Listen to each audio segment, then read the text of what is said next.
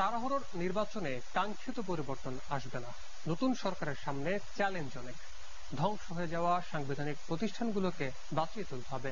সঠিক পথের নির্দেশনা দিতে প্রত্যেকের যার যার জায়গা থেকে কথা বলতে হবে, যাতে করে অন্তর্বর্তীকালীন সরকার একটি রূপরেখা পায়। এমনটাই মনে করে গবেষণা প্রতিষ্ঠান centre for governance studies CGS.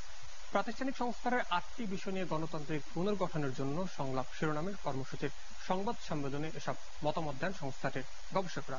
বিস্তারিত মোহাম্মদ নুরুন নবীর রিপোর্টে। রাষ্ট্র নির্মাণে অগ্রাধিকার বিষয়ে আলোচনার জন্য প্রধান উপদেষ্টার আহ্বানের সাড়া দিয়ে আলোচনা শুরু করতে যাচ্ছে সিজিএস। সংবিধান, মানবাধিকার, বিচার ব্যবস্থা, সাংবিধানিক সংস্থার সংস্কার, প্রশাসন, আইন প্রয়োগকারী সংস্থা, অর্থনৈতিক নীতিমালা, ব্যাংকিং খাত সংস্কার সহ 8টি বিষয়ে দেশব্যাপী এই সংলাপ শুরু হচ্ছে।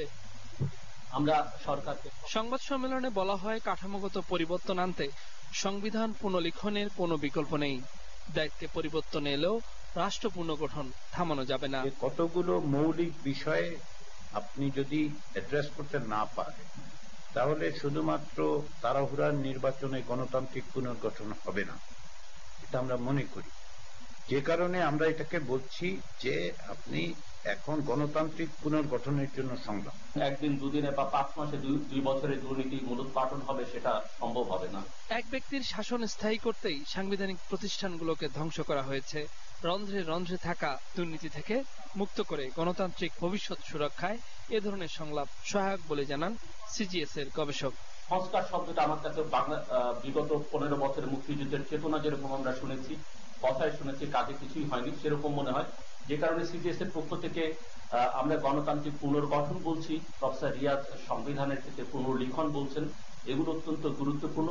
এই সংবিধান সংশোধনের উপায় সীমিত, কারণ 1/3 অফ দ্য কনস্টিটিউশনকে বেসিক স্ট্রাকচারে ইনক্লুড করার কারণে আপনি একটা সংবিধানের 1/3 হাতি দিতে পারবেন। এবং 1/3 মানে কি?